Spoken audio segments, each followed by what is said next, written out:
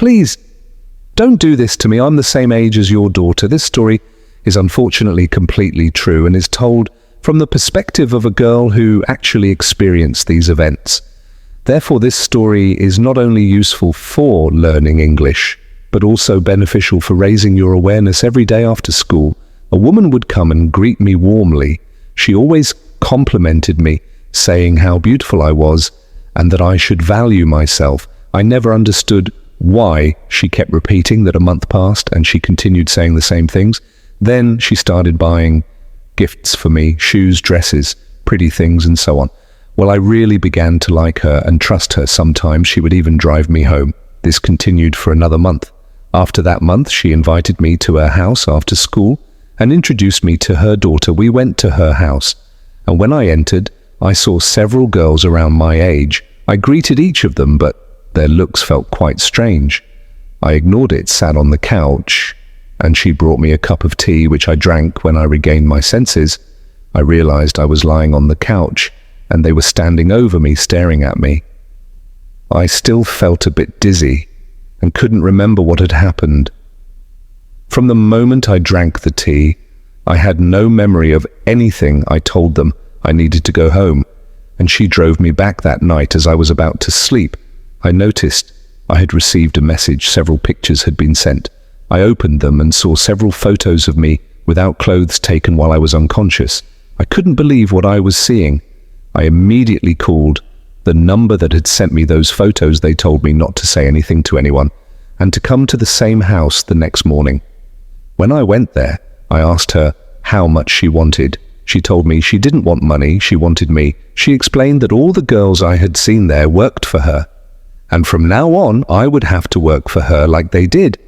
Otherwise, she would post all the photos she had of me online. I asked her what I had to do, and she replied, "What do you think you should do?"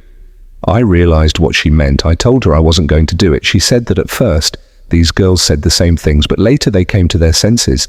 She gave me one night to think about it.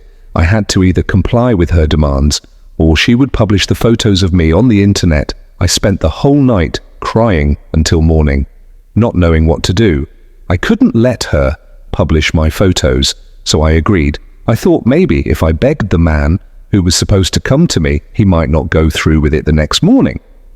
When I went to her and we were about to enter the room, she said, "Look, don't say a single word in there. You go into the room like a good girl, do the customer's job, and then come out." Understood. I was so choked up that I couldn't speak. I nodded and said yes. As soon as we entered the room, I broke down in tears. I fell to his feet and begged, "Please don't do this to me. I'm the same age as your daughter. Imagine if your daughter were here right now. She forced me to come here." He said, "I don't care at all. What matters is that you're here now. I paid for you, and you have to do your job." I begged, "I'll give you as much money as you want. I'll do anything you ask. Just don't make me do this."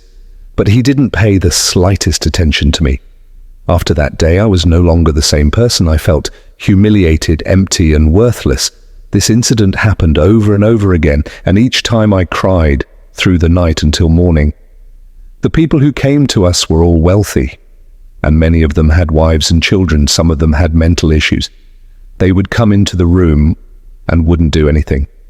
They would just cry and ask us to listen to their stories. One night I asked the other girls who were there and working like me, "You knew what she was going to do to me. Why didn't you say anything? Why did you let her drag me and take those photos of me?" But their minds were already messed up. They said, "We've come to terms with it, you will too."